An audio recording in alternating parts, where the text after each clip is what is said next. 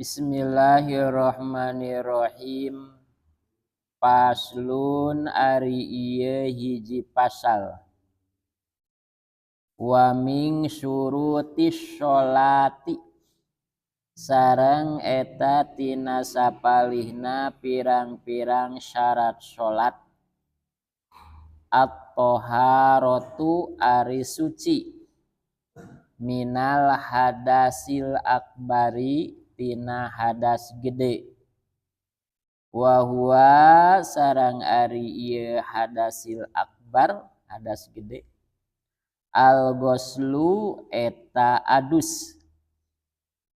Waladzi sareng ari anu yujibuhu anu ngawajibkeun ieu ladzi kana adus satu asya'a eta 5 pirang-pirang perkara. Khurujul mani hiji bijil mani, wal jima'u kadua jima, wal haidu katilu haid, wan nifasu kaopat nifas, wal wiladatu kalima ngajuru. Wa furudul gusli ari pirang-pirang parduna adus isnani eta 2 perkara. Niyatu raf'il hadasil akbari kahiji niat ngaleungitkeun hadas gede. Wa nahwuha sareng sabangsana raf'ul hadas. Wa ta'mimu jami'il badani jeung kadua ngawalatraan sakabeh badan basyaron dina kulitna wa sya'ron jeung rambutna wa in kasufa jeung sanajan kandel. Bismillahirrahmanirrahim. Dina ieu pasal masih kene netelakeun syarat-syaratna salat. Wa min syurutis sholati sareng eta tetep tina sapalihna syaratna salat teh atau haratu ari kudu suci. Nya kudu suci. Suci di mana? Suci minal hadasil akbari tina hadas gede. Nomor kahiji nama kudu suci tina hadas leutik, nomor kaduana kudu suci tina hadas gede. Naon ari hadas gede teh? Wa huwa ari hadas gede teh al-ghuslu eta adus kitu nya. Jadi kudu ulah boga adusaneun salat teh kitu nya. Dosa lamun urang salat boga adusaneun da dosa kumaha ari poho mah namina ge poho. Al insan mahalul khoto'i wa nisyan, manusia teh tempat salah sareng kapohoan kitu nya. Keur kasalahan mah jeung kapohoan eta insyaallah kenging magfirah Allah. Mana ari anu ngawajibkeun kana adus? Waladzi yujibuhu sareng ari anu ngawajibkeun kana adus satu asya'a 5 pirang-pirang perkara. Jadi di mana-mana urang kakeunaan ku salah sahijina anu 5 perkara ieu kantenan ku sadayana mah mangka urang ngabogaan kawajiban nyaeta kudu mandi gede nyebutosna mandi adus. Mana anu ngawajibkeun kana adus? Khurujul mani kahiji bijil mani. Nya bijil mani sakumaha saur ti payun bahwa anu kaluar tina palawangan payun anu ngabentuk mani teh aya anu madi aya anu mani kitu nya. Madi mah tina abot damel upami mani mah nyaeta tina mani we gitunya anu sababna keluar mani teh karena aya syahwat gitunya karena aya syahwat. Contohna keluar mani anu ku ngalangkungan ngimpen urang keur ngimpen gitunya ngimpen enak gitunya nepikakeun keluar mani tah eta wajib adus atanapi ngabayang-bayang gitunya waas dibayang-bayang ping-pingnya ping-ping anu ngegelempung bodas gitu nya dibayang-bayang gitu nya tapi teu karaos keluar mani eta wajib adus gitu nya wajib adus malihan numutkeun salah sawios kaol sehingga lamun urang katingang punuk atanapi katingang tongong atanapi ditonyok punuk dugikeun kacret teh sama keluar mani tah eta tetep wajib keluar naon wajib ngalaksanakeun adus janten umum keluar mani mah bade jalan kumaha wae nu penting keluar mani mangka wajib didinya ngalaksanakeun adus itunya ari mani teh tina sakeclak teh cenah dal upami teh mah didamelkeun budak ngaratus tina sakeclak teh cenah kitu tina sakeclak jadi tina hiji budak teh tina meureunna satungtung buuk mah kitu nya satungtung buuk mah anu ngajadikeun budakna teh kitu sareng deui cenah ieu mah da pikih kitu nya jorang benten pijadieun budak sareng henteu da eta teh aya bandinganana nu bakal jadi budak mah raosna kitu nya dina raosna kitu nya dina dijadiin ieu pokot nikmat pisan eta bakal jadi budak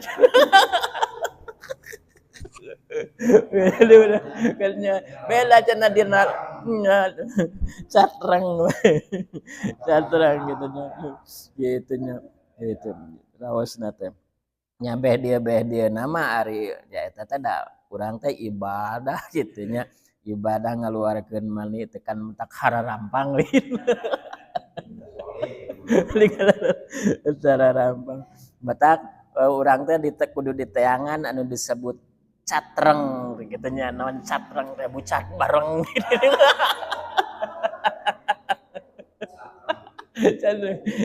aduh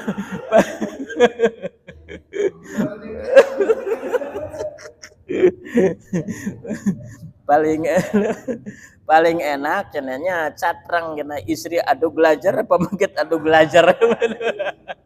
gitu atas itu hiji keluar mani gitunya keluar mani mata akinkeun ulah janji celub gitunya gitu isi urang kapiheulaan gitunya kapiheulaan gitu leuheung kana payun istri daripada payun pamegat mah gitunya naon urang mah geus ngaleleh pe istri nampi cik kana nafsu gitunya gitunya ulahnya pamegat mah ulah kapayunan ku istri ulah payun ku istri manawi kumaha wae dikelek-kelek di kumaha gitunya sing tadi pacarana ame awet nah gitu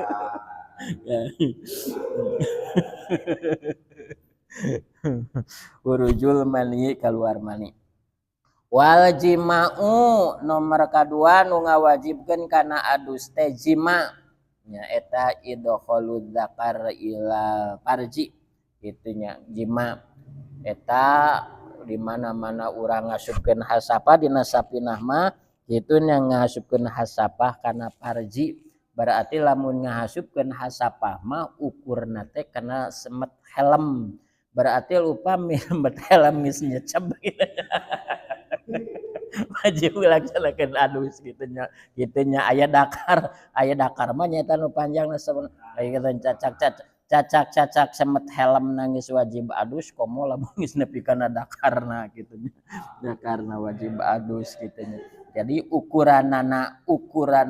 asup wajib adus teh nyaeta semet helmna gitunya upami cek istri mah semet helmna nuraraosna teh eta nuraraosna teh wal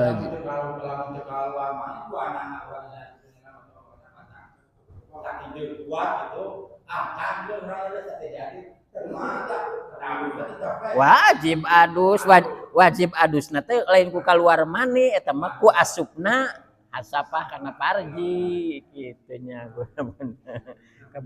kaburu ngaleleh capek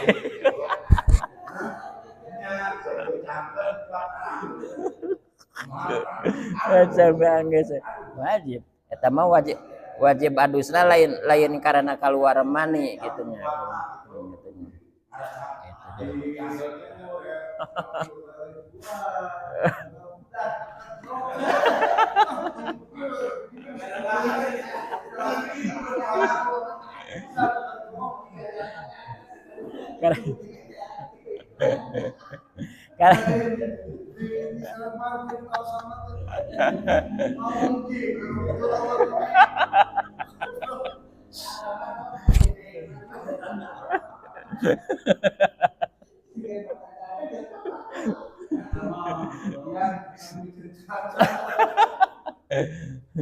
ya karek asup saha karek asup karek 2 detik sama budak nyaring kalah ngasuhin dong amak-amak geus asup mah wajib adus gitunya wajib adus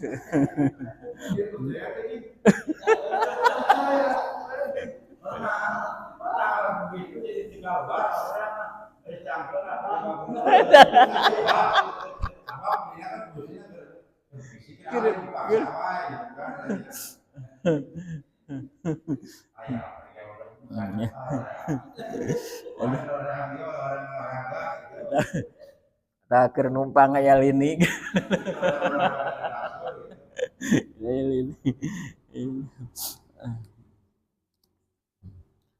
lamun teh hayang jadi budak cenah gampang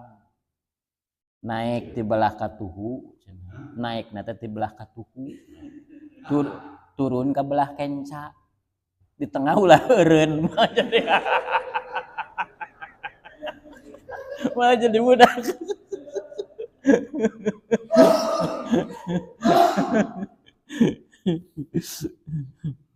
wal jima usarang jima wal haidu nomor katiluna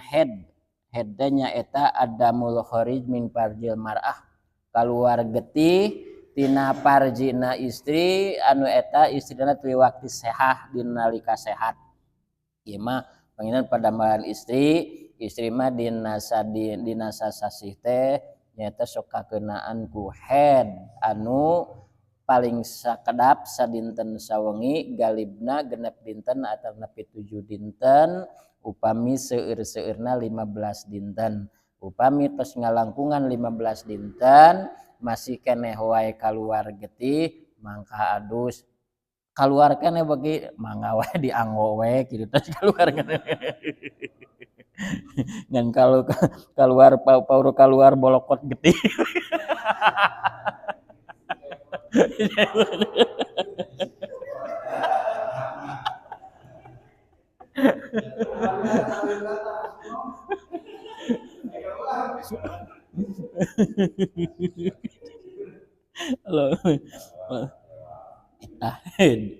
wani pasu sareng nipas sami adamul kharij min fadil mar'ah ba'da wiladah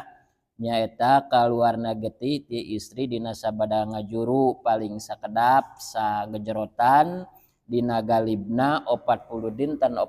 wengi dina pangseueur-seueurna 60 dinten 60 wengi upami tos ngalangkungan 60 dinten 60 wengi getih anu kaditu mah eta mah sanes getih nipas tapi getih panyawat wal wiladatu sareng ngajuru tadina sabada ngajuru teh wajib adus eta si ibu teh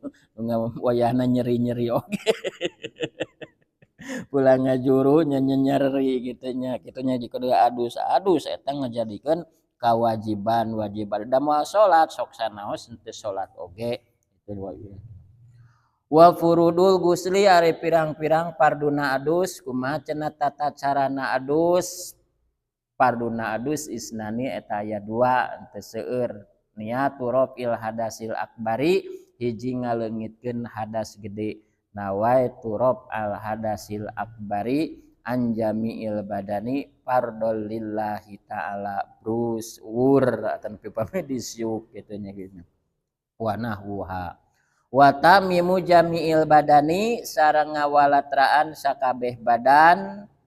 basyaron wa sa'ron jadi sakabeh badan kadah diwalatraan ku cai basaron kulitna wa sa'ron sareng bulu-buluna wa in kasupa sanajan kandel dina lupat lepit dina cepil dina soca malihan manumutkeun aya anu ngajelaskeun lak-lakan ge cenah nalika adus teh aya nu ngajelaskeun kitu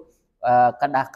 kacayan margi cenah kalebetkeun barang anu dohir cenah barang dohir. Nah, dari kada adus teh kekemas gitu jadi ilat singka basuhan da ari nu disebatkeun barang dohir teh cenah hiji anu katingali ku soca urang kan ilat lidah katingali ku soca gigi katingali ku soca maka ketika adus kitu nya wajib sauna kawasuhan kabasuhan basyaron wasya'ron kulitna sareng rambut bulu-buluna eta sing walatra kaasup nyon kacayan sadayana shadaqallahul adzim.